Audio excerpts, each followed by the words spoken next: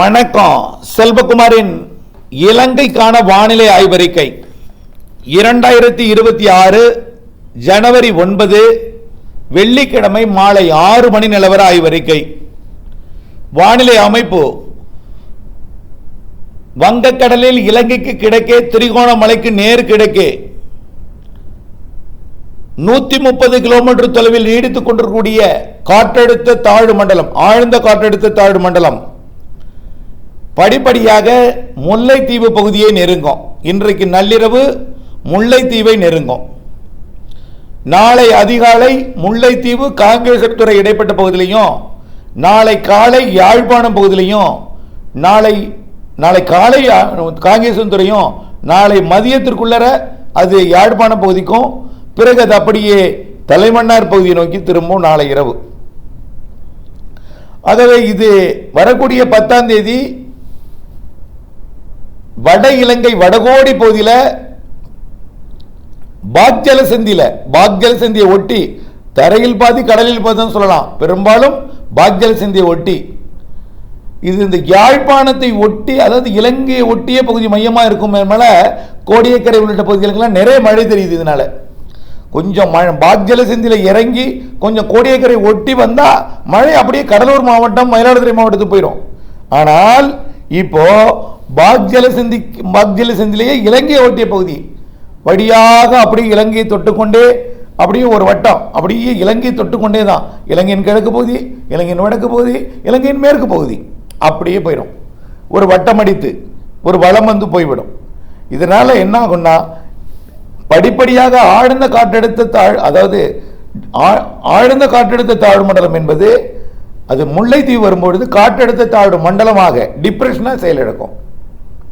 அது காங்கேசன்துறை வரும்பொழுது ஒரு வெல் மார்க்டு லோ பிரஷராக செயலிழக்கும். அது யாழ்ப்பாணம் வரைக்கும் வெல் மார்க்டு லோ பிரஷராக இருக்கும். யாழ்ப்பாணம் தாண்டி அந்த பக்கம் நெடுந்தீவு வரும்பொழுது அது அப்படியே ஒரு காற்றழுத்த தாழ்வு பகுதியாக லோ பிரஷர் ஏரியாவாக மாறும். தலைமன்னார் தாண்டினோன்னா லோ பிரஷர் ஏரியாவை மாறி அப்படியே போய் மன்னார் வளைகுடாவுக்கு போகும். மன்னார் வளைகுடாவிலிருந்து குமரிக்கடல் போய் மாலத்தீவில் மேற்கு நோக்கி நகரும். இது வரக்கூடிய நகர்வு 14ஆம் தேதி வரை நகரும். இப்போ இந்த நகர்வின் காரணமா நெருங்க தான் முல்லைத்தீவுக்கு மழைப்பிடிப்பை தொடக்கம்.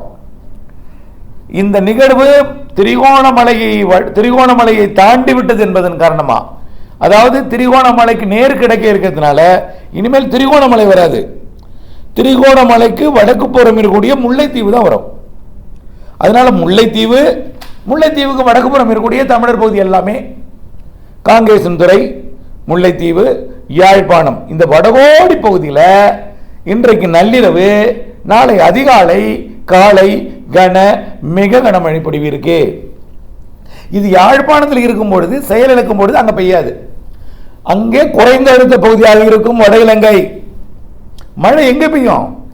தமிழ்நாட்டில் ராமேஸ்வரம், ராமநாதபுரம், புதுக்கோட்டை, தஞ்சாவூர், திருவாரூர், நாகப்பட்டினம், மயிலாடுதுறை, காரைக்கால், அரியலூர், கடலூர், தமிழ்நாட்டு பகுதிக்கு பெய்யும்.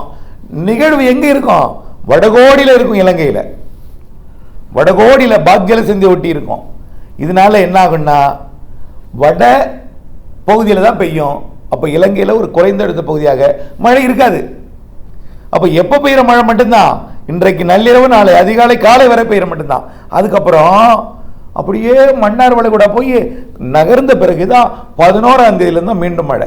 நாளைக்கு இந்த மழைக்கு அப்புறம் நாளைக்கு பெருசாக இலங்கையில் மழை இருக்காது. அதுக்கப்புறம் எப்போ மழை? ஞாயிற்றுக்கிழமை தான் மழை அடுத்தது.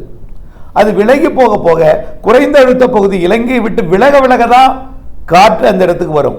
குறைந்த அழுத்த பகுதியை சுற்றி தான் காற்று இருக்கும். குறைந்த அழுத்த குறைந்த அழுத்தத்துக்குள்ள வராது. குறைந்த அழுத்த பகுதியை சுற்றி காற்று இருக்கும். அப்போ காற்றழுத்த தாழ்வு பகுதியை சுற்றி காற்று சுழலும், இருகாற்று இணைவு ஏற்படும். இலங்கை மீது குறைந்த அழுத்தம் இருக்கும் என்பதனால 10ஆம் தேதி மழை பெருசாக இருக்காது. இன்றைக்கு நள்ளிரவு, நாளை அதிகாலை, காலை வரைக்கும் இருக்கிற மழை தான். அதுக்கப்புறம் மன்னார் வளைகுடா போய் அப்படி மேற்கு நோக்கி நகர்ந்தோடனே 11, 12, 13ஆம் தேதி இலங்கையில் பரவலான மழை, கனமழை. 12ஆம் தேதி இலங்கையோட யாழ்ப்பாணம் முதல் ஹம்மந்தோட்டா வரைக்கும், அதே போல காலி, கொழும்பு, கோட்டை, புத்தளம், அதே போல உள்ளே கண்டி எல்லா பகுதிக்குமே மழைப்பொழிவு வரக்கூடிய ஞாயிறை விட திங்கட்கிழமை கூடுதல் மழை இருக்கும். அப்பதான் அந்த லோ பிரஷர் ஏரியா இலங்கை விட்டு நகர்ந்த பிறகுதான் கிழக்கு காற்று இலங்கைக்குள்ள ஏறும். அப்பதான் மழைப்பொழிவை கொடுக்கும். அதுவரையும் இலங்கையை சுற்றி பயணித்து தமிழ்நாட்டில் மழைப்பொழிவை கொடுக்கும். கன்னியாகுமரி போனாலும் இலங்கையிலேயும் மழைப்பொழிவை கொடுக்கும், தமிழ்நாட்டிலேயும் மழைப்பொழிவை கொடுக்கும். தமிழ்நாட்டுக்கு 13ஆம் தேதி மழை, இலங்கைக்கு 14ஆம் தேதி வரை மழை. இடையில இந்த குறைந்த அழுத்த பகுதி இலங்கையில் இருக்கும் பொழுது மட்டும் கொஞ்சம் கேப் கிடைக்கும். மழை இன்னும் தொடங்கிய பிறகு பலத்த மழை வடகோடியில் பெய்து விட்டு திருப்பி சுவிட்ச் ஆஃப் பண்ணது மூலம் நின்றுடும். பிறகு ஒரு மாதிரி வீக்காக இருக்கும், ஒரு மேகமூட்டமாக இருக்கும், தூறல் சாரலாக இருக்கும். அப்புறம் அப்படியே அந்த நிகழ்வு விலகிய பிறகுதான் மீண்டும் இலங்கையில் மழைப்பொழிவை ஞாயிறு, திங்கள், செவ்வாய், புதன். அங்கே 14ஆம் தேதி வரை இலங்கைக்கு மழை இருக்கு. தமிழ்நாட்டுக்கு 13ஆம் தேதி வரை, 12ஆம் தேதி 10, 11, 12 தான் பலத்த மழை இருக்கு தமிழ்நாட்டுக்கு. இலங்கைக்கும் அதே போலதான். இந்த நிகழ்வு ஏறி இறங்கி விலகி போனதுக்கு அப்புறம் தான், ஏறும்போது மட்டும் வடகோடியில் பெய்யும். இலங்கையோட வடகோடி யாழ்ப்பாணம், காங்கேசன்துறை, முல்லைத்தீவு போன்ற பகுதி, கிளிநொச்சி இந்த பகுதியெல்லாம் பெய்யும். அதே போல் தலைமன்னார், அப்படியே நெடுந்தீவு எல்லாம் வடக்கு பகுதி பெய்யும். அதுக்கப்புறம் விலகி போனதுக்கப்புறம் குறைந்த அழுத்த பகுதியை விலகி போனதுக்கப்புறம் ஞாயிறு, திங்கள், செவ்வாய் 11, 12, 13 நல்ல மழைப்பொழிவை கொடுக்கும். 14ஆம் தேதி மழைப்பொழிவை கொடுக்கும். இல்லை 12ஆம் தேதி 11ஆம் தேதி நிறைய மழை இருக்குது. 13ஆம் தேதி செவ்வாய்க்கிழமை நிறைய மழை இருக்குது இலங்கைக்கு. புரியுதுங்களா? ஆனால் டிட்பா புயலோட ஒப்பிட வேண்டாம். இந்த நிகழ்வு யாழ்ப்பாணம் நெருங்கி செயலிழந்து போகும் என்பதனால பெரிய அளவிலே பாதிக்காது. ஆனால் மழை பலத்த மழை இருக்குது. இன்றைக்கு நள்ளிரவு, நாளை அதிகாலை, நாளை பகலில் ஓய்ந்திருந்தாலும் ஞாயிறு, திங்கள், செவ்வாய், புதன் நிறைய மழை இருக்குது. ஆனால் பெரிய பாதிப்பு இருக்காது. ஆனால் அணைகளுக்கு நீர்வரத்தை கொடுக்கும். அதில் பிரச்சனை இருக்கு. ஞாயிறு, திங்கள், செவ்வாய் அணைகளுக்கு நீர்வரத்தை கொடுக்கும். வெடிப்பு இருக்கக்கூடிய பகுதிகளில் ஞாயிறு, திங்கள், செவ்வாய் வேண்டாம்.